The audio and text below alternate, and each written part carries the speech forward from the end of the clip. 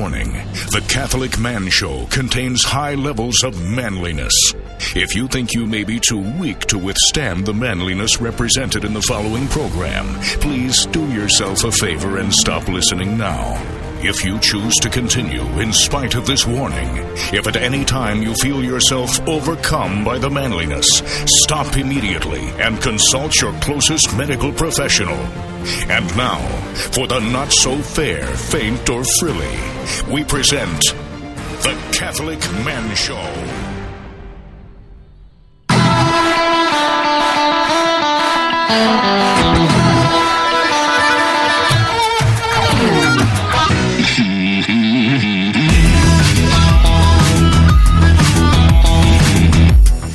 Welcome to the Catholic Man Show. We're on the Lord's team, the winning side, so raise your glass. Adam Minahan here, sitting with David Niles, and hopefully this episode gets aired because we have tried multiple times. We have actually spent many hours trying to get this episode to run. Indeed. So, we're really hoping that this works out, Dave. We have Michael Knowles from the Daily Wire coming on our show. Very excited about it. Next segment. Yes. So, very excited about that. People know him as a political guy, but he's also Catholic. He's also a staunch Catholic. Like a papist. Yeah. Like a real Catholic. So, that's exciting that he's given us some time to hang out with us on the show. We recorded with him and we had one segment completed. And then, for whatever reason, unknown to us on this side of the veil, our equipment stopped working. Yeah. And so we had to reschedule. And then we had to reschedule again because Precious Bernadette was born. Yes. And so, anyway, we're really hoping that this episode makes it. I think we're putting it together. It's in a lot of pieces. It's kind of a Franken episode. Frankenstein? A Frankenstode. Okay. Ooh. If you will. Okay. But I think it's going to come out fine. So, if this is your first time listening to the Catholic Man Show, we do 3 things every episode. Dave, why don't you tell them? Because like the last 4 episodes, I've said it. Okay, so the 3 things that we do every episode. 1, we open, review, and enjoy a manly beverage. 2, we highlight a man gear of some kind. 3, we have an epic conversation of manliness and all things testosterone related with regard to the spiritual life and how to crush Satan. With our bare hands. Just destroy him. That's what we do here on the Catholic Man Show. So without further ado, our drink that we're going to be trying today is a drink given to us. Hold on, I told him I would push his Twitter handle, and I want to make sure I get it right. But given to us by JR. JR is at JR ENFUEGO. There you go. Say that one more time. JRENFUEGO. Junior in Fuego. Junior in Fuego. Yes. So thank you to JR. The whiskey that we're having is the TX blended whiskey. Where are we? There we are. TX blended whiskey. It has some Catholic proponents to it. Tell me. The cloth right here that's on the side is made by all of them are made by a Catholic woman in Texas. No kidding. Yeah, so these right here are all made by the Catholic woman. Another fun thing is on the top of each cork, you can see right here, is leather, and each one is unique. It almost looks like wood, but it is indeed leather. It is leather. So as you can tell, I've had guys over and we've enjoyed this bottle of whiskey. So this is the very end of it. So thank you, JR. Barely made it on the show. Barely made it. So without further ado, we're on the Lord's team. The winning side. So raise your glass. Cheers to Jesus. Cheers. So it's a nice color whiskey. It's, what would you say? Probably a little bit darker than an apple juice color. On this, what do you think of the nose? You didn't even think about it. It's a very... It's not my first time to have it. Yeah, it's very sweet. It's a very sweet... A lot of floral notes and on honey. The nose. Yeah, floral and honey. Like honeysuckle as well. That would be putting the two together. Yes. Yes, I did it. A little redundant, but whatever. And on the palate, there is it is very sweet. It's almost has a lot of honey notes to me. Very oak on the nose. No, like on the palate. On the palate. See, for me, I think the vanilla overpowers the honey. So it's like, it's hard. There is unless you like close your eyes and don't listen to anything. You know, like if you only focus on one sense at a time. Right. Like you can close your eyes, you can hear better. If you do like try to shut off your ears and everything, right, and you taste it, I can find the honey. Otherwise, all the vanilla is so strong. Does it say, is this flavored? Like, no, it's just a blended whiskey. I want to know, how do you get a vanilla like this, a vanilla flavor, without putting vanilla in it? You know what I mean? Yeah, I'm not sure. It says they blended and bottled by Texas. Let's see. It's a very smooth finish. The result of this is, it's just saying that it's blended. And the two things that they value is true craftsmanship and excellent whiskey. Those are the two things that they value. Okay. It's distilled by Firestone and Robertson Distilling Company. You can go check them out. It's out of Fort Worth. I like the bottle. I like that it has a Catholic component to it. It's an overall good whiskey. It doesn't have a burn to it at the end. It's very smooth. It's very easy to drink. Oh yeah. It would actually be a good it's actually a good summer whiskey. Oh yeah. Yeah, and I agree because it's light. Like it's very easy to drink. Like I feel like bourbon goes a little bit better in the summer, and Scotch is a little bit more better. of a fall, like winter. A cold weather. Right. Like Scotch is. I don't know if there's like more calories in it. I don't think so. There's definitely an extra punch with Scotch. Yeah. But Texas for us in Oklahoma, that's like half local. Yeah. It's basically local. They would not agree with it, but Father Brian Ketter would not agree either. Yeah, well, he doesn't know everything, okay? But no, thank you, JR. Thank you for getting us this whiskey so we can review it on the Catholic Man Show. Hey, why don't you give JR a toast? JR, may your vocation be as smooth sailing as this whiskey going down. Cheers. Cheers. Nice. Nice, bro. Not too bad. Bro muchacho. Thank you. Potato chip. Thank you. So Dave, how's everything going in the Niles household with the new baby? You know what? It's going really well. She is sleeping well, that's kind of like the big question, with the new baby. It's really like how's she sleeping, right, Right. She's only waking up like maybe 2 times a night. Mm-hmm. That's really good. And I only wake up maybe once. Right. Right. And when I do wake up, it's like, oh, the baby's crying.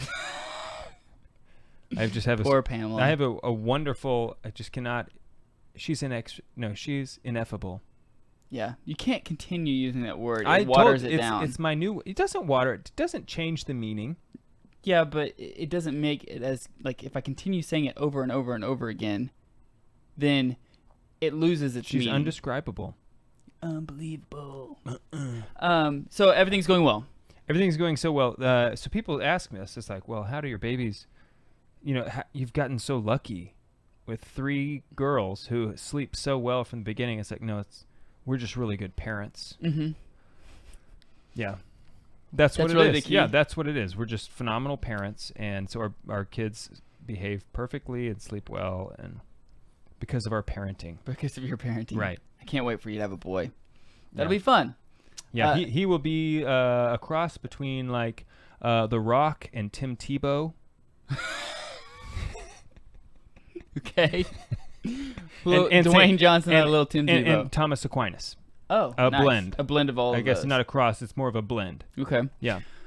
We also just interviewed Carlo Broussard from Catholic Answers. He came to Tulsa, and we had a chance to interview him here in the studio. Yeah. Which is super cool. And even though we all agreed it was going to be just for the Council of Man, Adam decided to make a liar out of me and post it on YouTube and just forget that I had said that the whole time. So Yeah, in fact, Go watch it on YouTube. In fact, I didn't even forget. I just blatantly. I didn't say that you forgot. I said you decided to make a liar out of me. Oh yeah.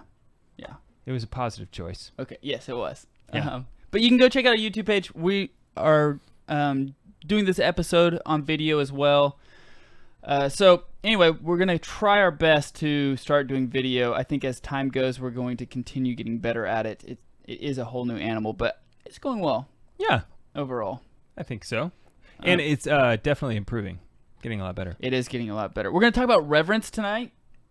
I'm really excited about Reverence. With Michael Knowles. With Michael Knowles. Real quick, I wanted to read this quote because I didn't get a chance to in the interview, and I think it's really good. Okay. And I just want to get your thoughts on it real quick. Here's the definition of reverence. According to a priest, he says, it's a surmise of greatness and holiness and a desire to participate in it, combined with the apprehension of being unworthy of it. Yeah. Yeah, so I think reverence, I think it's a good definition. It like pulls yourself out of the equation. In other words, I think reverence would be the recognition that other things are greater than yourself. Right. But your desire to be a part of it. You do not reverence an ant. Right. Or a spider. Yeah, you step on them. Right. You don't have to like sit there and reverence the ant, but you reverence things that you recognize as having dignity of at least equal to yourself or beyond yourself. Right. So when we get back, we're going to jump into the man gear with Michael Knowles from the Daily Wire. Hang in there with us. We're on the Lord's team. The winning side. So raise your glass.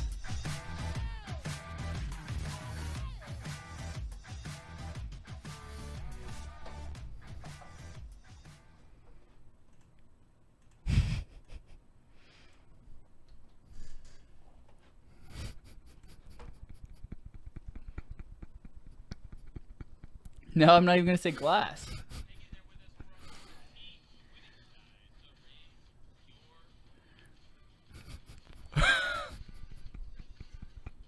Why would you do that?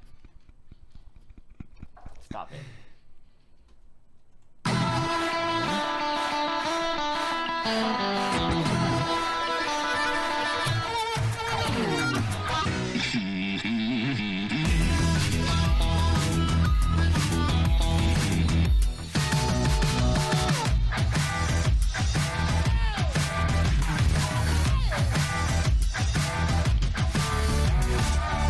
And welcome back to the Catholic Man Show. I'm David Niles, here with Adam Minahan. We are joined by Mr. Michael Knowles from the Daily Wire. Michael, thanks for being here. It's a pleasure to have you on. Thanks for having me. I appreciate it. Oh, yeah. We're very, very excited about it. You're probably, maybe the most famous person I've ever talked to. Well, you got to come out here, man, because I'm the least famous person. Come out here, a lot more famous people. So anyway, thanks again for being here. We're also recording this on video, so this is our inaugural video recording episode of all the brand new stuff, all the brand new toys that we have. So it's nice to get to use it all. Yeah. And I'm glad it's working. Yeah. So Michael, as we said, before we got going, we are drinking a little bit of the TX whiskey bourbon. We highlight a beverage every episode if this is your first time listening, while promoting moderation. Moderation is something that our society today does not do a good job of promoting, either one extreme or the other. So we try at least to promote that you can have a drink, you can sit down with guys, have a good conversation, and enjoy a little bit of whiskey. That is absolutely true. I think it was Chesterton who said that the Catholic Church is like a thick steak and a glass of red wine and a good cigar. And he was a little immoderate, maybe in his physical self. But it's very important. I wish that I could be joining you with the bourbon right now. I'm currently...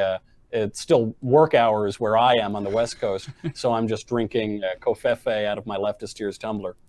The thing about drinking liberal tears is that there's just so many of them.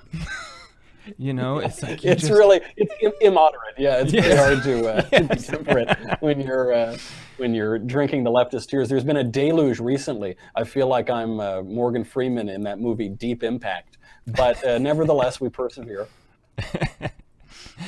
Well, today for our man gear, we're talking about glasses, and we're going to be sending you one of our Catholic Man Show Glencairn glasses. It's a glass designed by science to make your whiskey taste better. Boom. That is fabulous. I try to keep an extensive liquor selection, not because I go boozing every night, but it's very important, to be able to make any drink when someone comes over and to have the right glass. So I can't wait to add it to my glass collection. Absolutely, absolutely. I like to think of it as leaving room for the Holy Spirit to guide me in many different directions. Selection? Yes, maybe it's gin, bourbon, scotch. I mean, maybe it's a good craft beer. Yeah, I don't want to put limits on the Holy Spirit. Anyway. That's right.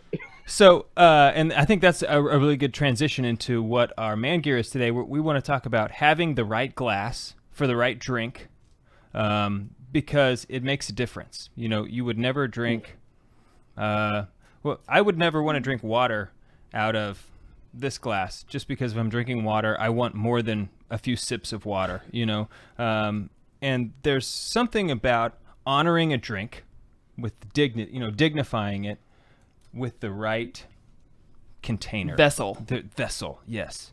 That's the word I'm thinking of. Michael, do you have a favorite drink?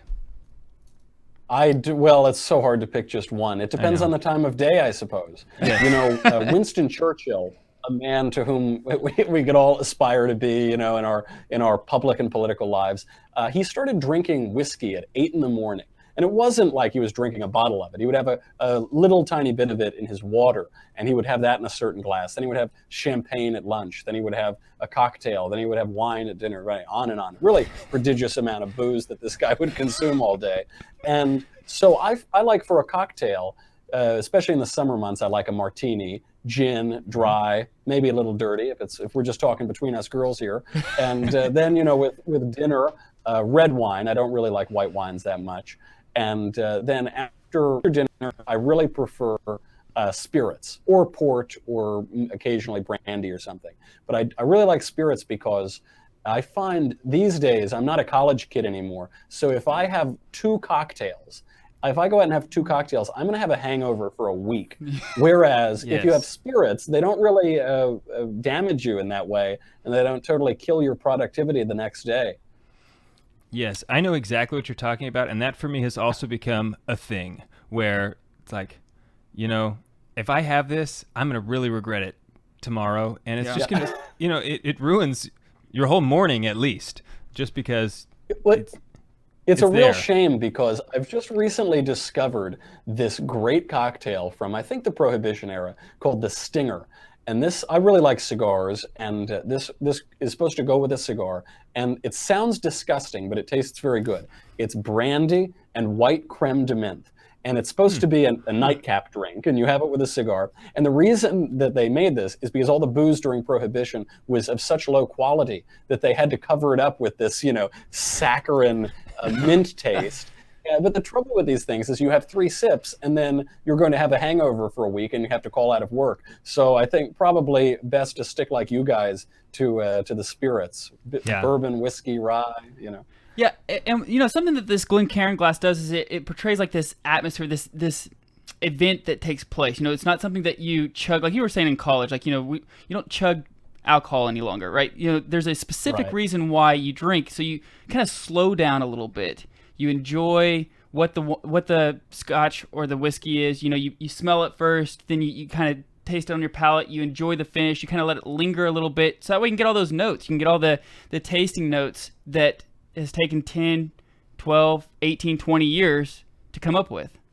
Yeah, and so there's been this revolution in the beer world specifically, which is just phenomenal. So many delicious beverages, and it's kind of like a lot of people I think are playing catch up. They're trying to become more knowledgeable about beer, and I think one thing that is a good step to make is making sure you have the right glass, because there's many different kinds of, even if you just look at beer glasses, there's many different kinds. And Michael, like you were saying, if you're only going to have 2 drinks, then you should really take your time and put some energy into those drinks so that you get as much out of them as you can, because it's all about having a nice leisure and really enjoying the finer things in life. And so there's all these different glasses. You can just do a Google search. The difference between a snifter and a pint glass. And so a pint glass is, you could put just about anything in. A snifter is going to be for like dark Imperial IPAs, stouts, yeah. And that's important because some of those glasses help the beer hit your tongue in the right way. So, for the right flavor palette to be emphasized. Others are just to demonstrate, like in like the color and head of the beer. Right. Yes. Yeah. So I just think it's important to, if you really want to take it to the next level. Right. And really, what this all cultivates. Michael, I'm sorry, I didn't mean to interrupt, but what this cultivates is like having guys getting together and having meaningful conversation, right? So guys enjoy typically a nice drink and a cigar. I have my humidor right back there, but in today's world, we don't get together as men and have meaningful conversations. G.K. Chesterton also said that there's nothing more to discuss than religion and politics. Those are the only 2 things worth discussing. We don't do that anymore. Which is an epic fail on our part. Speak for yourself, fellas. I don't know. Out here in La La Land, I try to make as much time for that as I can. But you're absolutely right, because, on a couple points, actually. When you talk about the vessel of the drink really bearing on the drink itself, if there is a theology of the body, which there's a theology for the body of the drinking vessel, too. Mm-hmm. When you think of a martini, for instance, there are really 2 glasses you could drink it out of. A martini glass, the one that looks like a V, and a coupe glass, which kind of comes in, and you can have champagne out of that too. And I always prefer the coupe glass for the martini because when you walk around with a martini glass, it starts sloshing the gin all over the place. You get it on your shirt, you get it on the floor, and you get, most importantly of all, you get less martini. This seems to undercut the purpose of a martini glass, whereas the coupe glass does it very well. And you wouldn't have a martini out of a stemless wine glass or something, because then your hands would warm up the martini, and you don't want that. Nobody, if you're ever at the point in life where you're just drinking glasses of room temperature gin, you should probably seek the help of a priest and maybe a psychiatrist. So there is absolutely that level. But the getting together with guys, I've always made it a point to do this. It was easier before I got married, but with some frequency, is to go to a night. There are a couple that go on in LA and in New York where it is just guys, usually with a cigar, maybe having dinner and having a drink or 2 and discussing religion and politics, discussing things that matter, things that are, both the news of the day and how the news of the day relates to eternal questions that men have always talked about.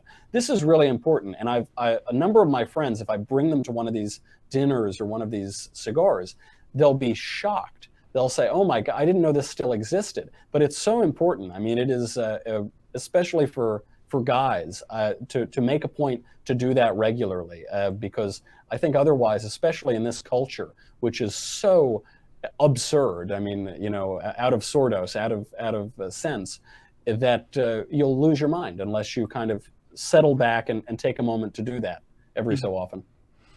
Yeah, I totally agree. And I think that the reason why, I think there's certain aspects of men not wanting to, or every time we talk about this, every time we talk that we have these men's groups, as soon as we tell guys this, we're like, "I want to come. When is it?"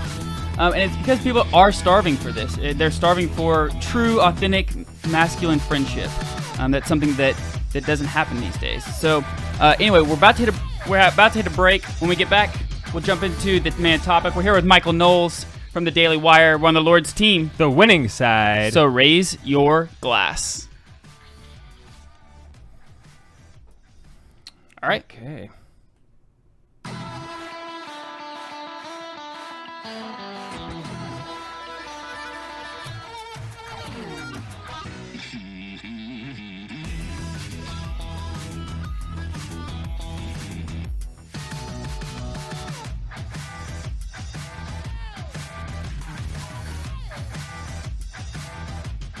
Welcome back to the Catholic Man Show. We're on the Lord's team, the winning side, so raise your glass.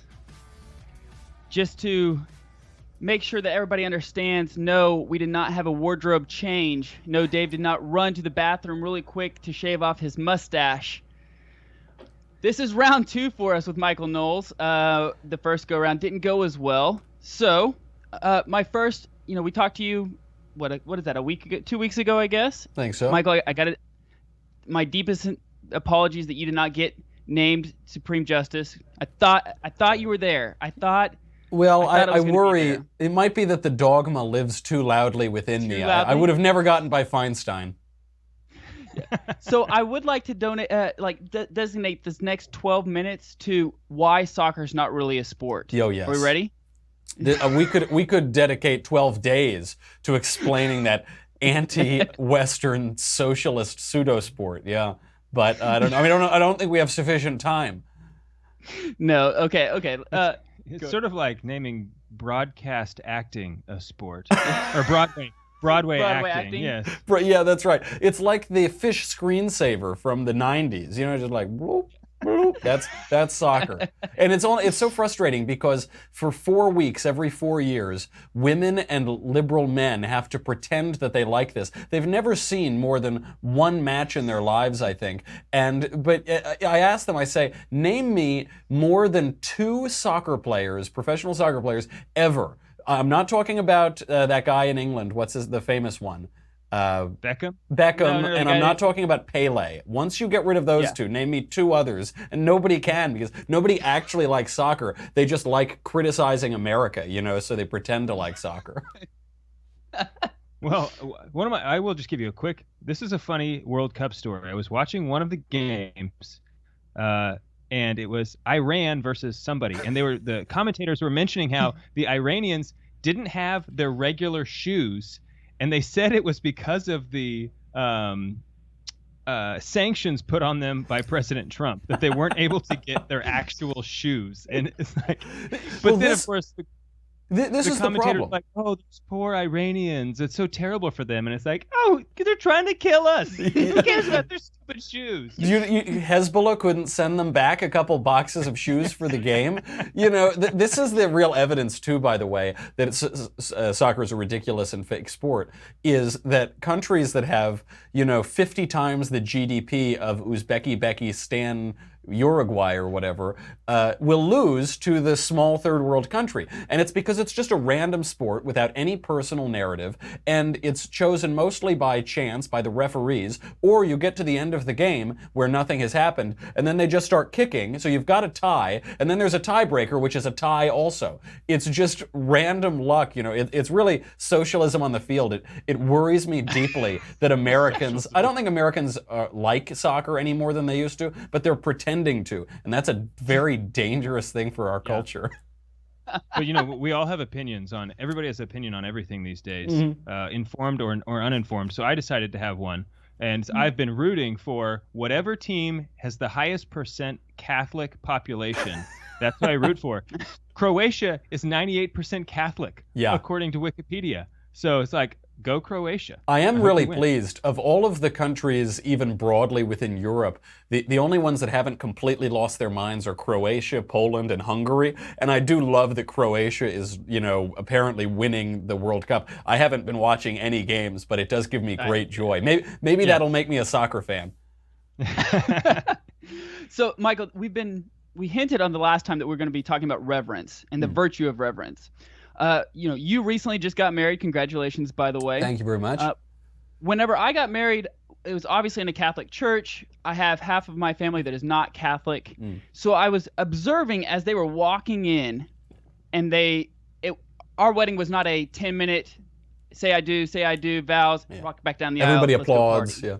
Right, yeah. It was actual full mass. And so I was kind of watching as much as I could on people and what their take was. And I could tell a lot of them were awestruck. A lot of them were kind of dumbfounded. They didn't know really kind of what was going on, but they knew something sacred, something reverent was happening. Did you get that in your wedding? Entirely. I was so pleased because the nuptial mass was celebrated by my priest and friend in New York, Father Rutler, who is very old school in his sensibilities. There aren't a lot of acoustic guitars or eagle's wings going through the masses at the Church of St. Michael, and there isn't wild applause for the drum kit on the altar. It's much more traditional, and there's a reason for that. The church always pushed plain chant and or Gregorian chanting after Gregory the Great, and there was never use of percussion because percussion is said to bring out the baser instincts in people. And so there used to be really beautiful hymnody, even a lot of it written by Protestants, a lot of it written by Anglican clergymen, and now we've replaced it with this awful liturgy where the priest is facing you and he's telling jokes on stage. Actually, the priest who celebrated my wedding mass, he said that those ham actor priests who tell jokes like they're in a dying vaudeville show should limit their repertoire to the jokes that the Blessed Virgin told John while her son bled on the cross. And that seems fair enough to me.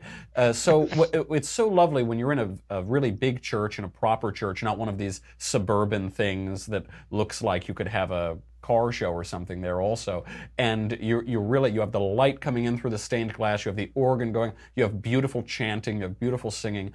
What it does is, I'm being a little funny about it, but there really is a purpose. When the priest is facing Ad Orientem, it's not because he doesn't like the parishioners. It's because it's not about him and it's not about you. It's about him leading you in worship of God and directing you toward the altar, toward heaven. And when you get that, I've been to a lot of weddings now where it's 1, 2, 3, wham bam, thank you ma'am, everybody applauds, there's a big kiss, and but in this, in my wedding and in a traditional Catholic wedding, you're facing away from the congregants, you're facing toward the altar, and so it's not really about you, it's about the sacrament, the joining of you in a true sacrament, in the meeting of heaven and earth before God. And I so much preferred it for a couple of reasons. One, it's reverent, and fear of the Lord is the beginning of all wisdom. And two, on just a practical matter, when people are sitting there facing all their friends and family at their wedding, they get a little nervous. You say, what should I do with my face? I'm not listening to the homily. I'm just, and when you're facing away, you allow the sanctity of this experience to come over you. You feel it much more seriously, I think. It's a much more sober way to do it. So I highly recommend it to anybody who's debating, an eagle's wings wedding or one of those, one of the more serious liturgies. Let's gather us in.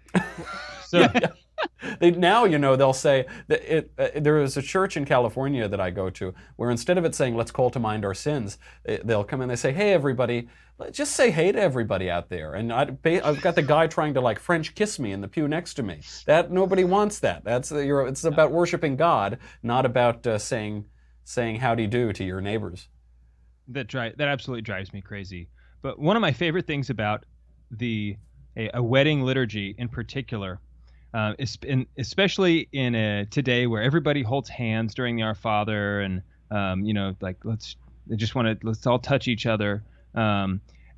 After the Our Father, typically the priest says something, and then the congregants, for the kingdom, the power, and glory are yours now and forever. Well, in the wedding mass, you don't do that. There's no the kingdom, and so I love to sit there and look at all the people holding hands and watch how long they will continue to hold hands before they finally look at each other and be like, well, I guess this is over. We're not doing it today. Yeah, what do I do? I guess my hands are getting a little clammy. What do I do? Yeah.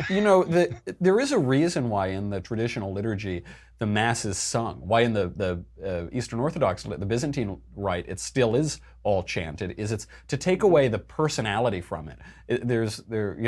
When certain singers or people reading the epistles or reading the scripture go up and they really make it dramatic, this is their chance to audition for Hamlet, it does take something away. It takes some of the reverence away. Whereas when it's chanted or when it's sung, you allow it all, you're getting the beauty directly, and it also elevates the reading to a more reverent and respectful place. Yeah, the first time I went to a Latin Mass and I walked through and I kind of just observed, I realized this is what a Protestant feels like whenever they walk into just a regular Mass. Because I knew something sacred was going on. I knew it was holy. I knew everybody was participating, but I had no idea really kind of what was going on, when I should say something, when I should sit, when I should kneel, when I should genuflect. It's like this whole idea of like, this is what they feel like. Yeah, that's absolutely right. But it's interesting. We only have a couple minutes left before we hit our break. But you mentioned how the church is built supposed to be looking upward, and sometimes they're built out where it almost is more about you and not an outward thinking, or even more, better yet, an upward feeling. Mm-hmm. You're considering like, I'm looking at somebody else compared to I'm supposed to be looking at the cross. I'm supposed to be looking at the altar and what's happening, the sacrifice of the Mass. That happened probably in the late 60s, early 70s, but it seems like it's going back to more traditional looking church architecture. Because how could anybody, and especially any man, feel a transcendence or feel a sense of the divine when everybody's hugging and kissing and singing those insipid hymns that sound like they're written by like Nickelback or something? I mean, how could, or a Sarah McLachlan song? Nobody would do that when you're going to have good, strong hymnody. I mean, there are too many pacifists in the church militant. And the way that you can hear this, by the way, is at the end of Mass sometimes in the more suburban versions of it, people will applaud. They'll applaud the band. And you think, oh, well, I think you've maybe missed the point here, which is the Mass is not entertainment for you. It's not a way to pass a jolly hour on Sunday. It's to worship God. And you're not applauding somebody because they sing well. You all together are worshiping God. And I think if you have the sense of that, then the Mass will really elevate everybody and really lift you up, hopefully all the way to heaven. Amen. Absolutely. We'll be right back. We're on the Lord's team. The winning side. So raise your glass.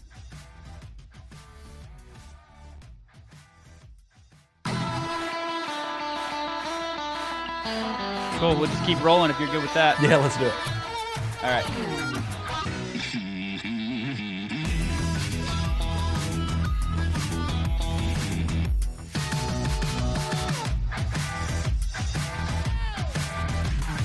Welcome back to the Catholic Man Show. I'm David Niles here with Adam Minahan in studio. We are joined via Skype by the ineffable Michael Knowles. Michael, thanks again for being here. Thank you for having me. Did you use the word ineffable because the only book I've ever written is completely blank? So there's no words for it? You know what? I think there's a lot of people who that book, it's like the best idea. There's got to be thousands of people who know you because of that book. Yeah, it's funny too, because I've done plenty of things where I thought, oh yes, this will be very successful. Everybody will like this, and then it totally flops. And then I did Reasons to Vote for Democrats, a comprehensive guide, entirely blank book, just as a way to irritate my Democrat friends and relatives. And within 2 days, it became the biggest book in the world. And by the way, it is one of the oldest jokes in the world. I mean, in America, the joke goes back to 1800 when another Republican was trolling another Democrat. It was the presidential ticket of James Garfield and Chester Arthur trolling General Hancock, I think it was, and saying the political achievements and statesmanship of the regular Democrat nominee for president, 5 blank pages. Now, paper is cheaper, so I had 250 pages in my book. But it was a really remarkable thing, not because it was a clever joke on my part, because it's an old joke, but because the people who were Republicans and bought it loved it. They would leave these 10-paragraph reviews quoting Thucydides and Herodotus and Plutarch. It was just really, it showed the exuberance and the cleverness of the right. It's really a joy to watch. So we're talking a little bit about reverence. We've kind of talked about liturgy. We've talked a little bit about architecture, church architecture. I think, though, that when the church and the people within the church degrade reverence, it bleeds into other aspects. And to the point of now, even in culture today, we have guys who their whole job, what they do for a living, is to try to take pictures of other famous celebrities' children and other celebrities, like what they're eating, and like just a complete invasion of privacy, to the point of it's like, that's what they do for a living. Now, mm-hmm. I think this is maybe a stretch. I don't know, but I think that a lot of times whenever you degrade reverence to the point of you're not doing it in church, it can bleed into your everyday life to the point of, like I said, you have people who are completely having no respect for another human being. Absolutely. I mean, it's a product of a subjectivist culture and a relativistic culture where nothing can be sacred. And it's because the premise of this culture, this popular culture, is that there is no metaphysical world. There is no real moral order, certainly not a traditional Judeo-Christian moral order. There is no real ethical framework. We're all just automatons. We're all just material, motivated by desire, really lacking free will.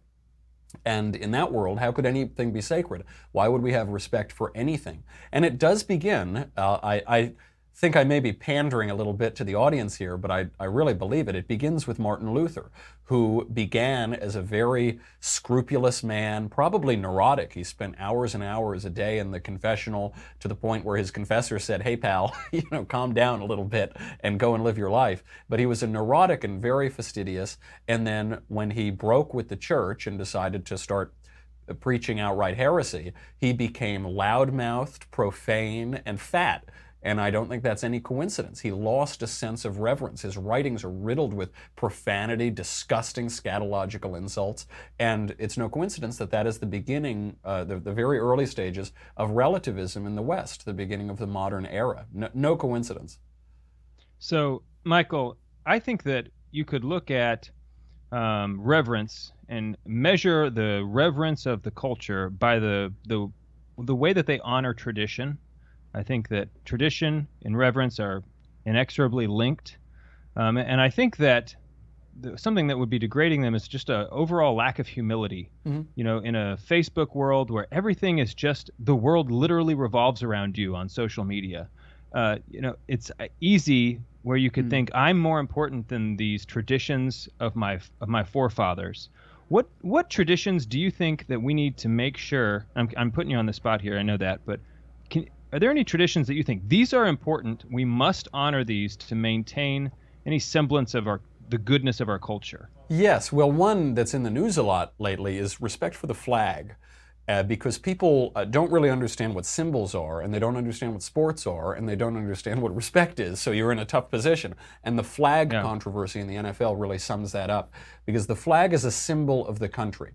To protest a flag or to kneel and, protest a flag or to burn a flag is not to protest some problem that's going on within the country. It's to protest the country itself, which is ironic and self-defeating because that country ensures your right to free speech and to freedom of thought, which allows you then to burn the flag. So it totally undercuts itself. It's divided against itself.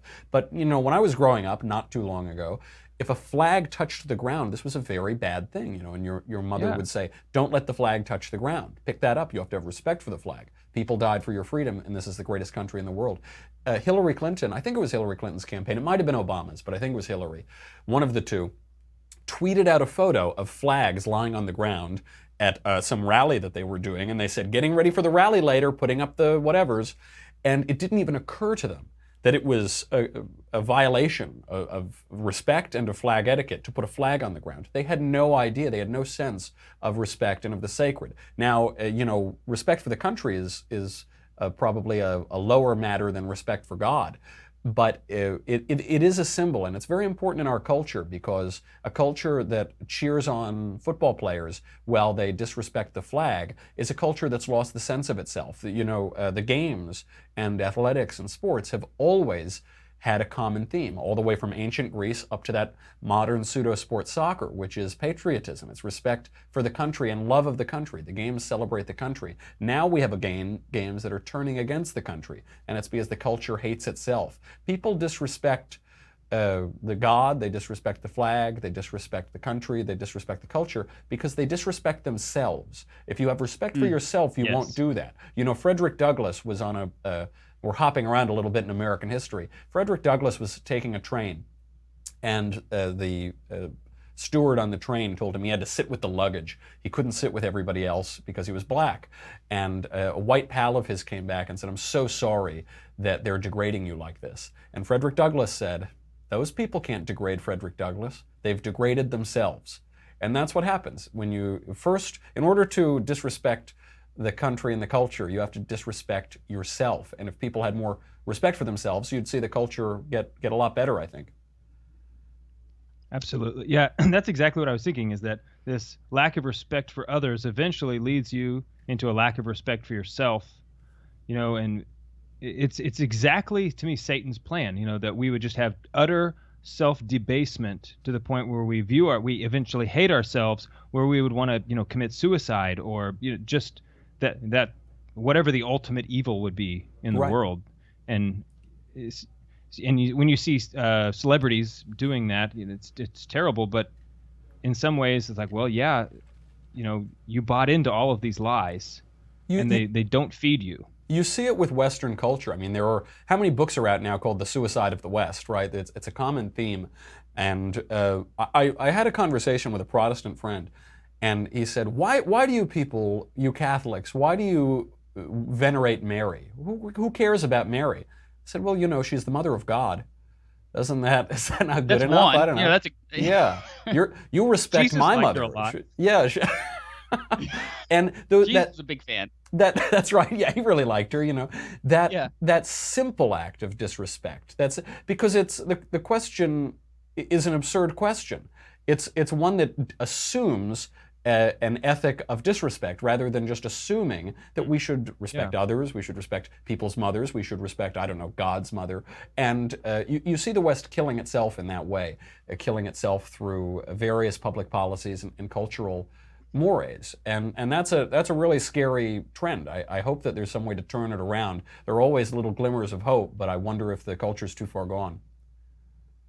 Yeah, that is very interesting. We're about to be done here, Michael. It's flown by. I wish I had another, 3 segments with you, because I'd love to pick your brain more. But I do want to say I appreciate, I know it can't be easy to be a Catholic in Hollywood. Cannot be easy, regardless of who you are. So I do want to thank you for that, because that's refreshing. Something that I think, though, we need to work on, obviously, getting Andrew Klavan Catholic. He's like Catholic light.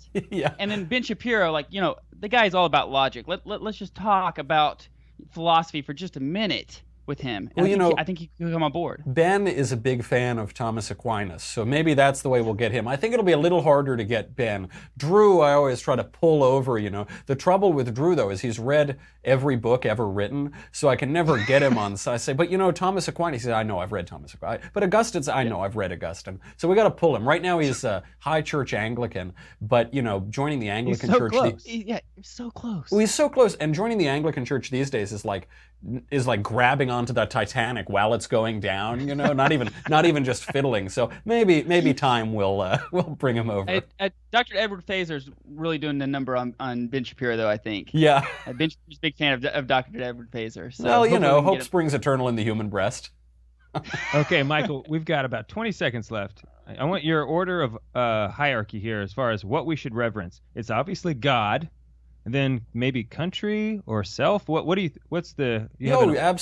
God, country, community, family, self, and cigars, because the body is a temple and the temple needs incense. But it's in that order, right. It's very, very sort of Burkean sense. There's a lot of respect to go around. God, you could not have put that. That was a beautiful bow. It could have been divinely inspired. Anyway, Michael, I want to thank you so much for joining us here on the Catholic Man Show. It's been a blast. Yep. Thanks for having me. Head on over really to the Daily Wire. Check Michael out on YouTube. Go Cafefe. We're on the Lord's team. Winning side. So raise your glass and cheers to Jesus. Chin chin.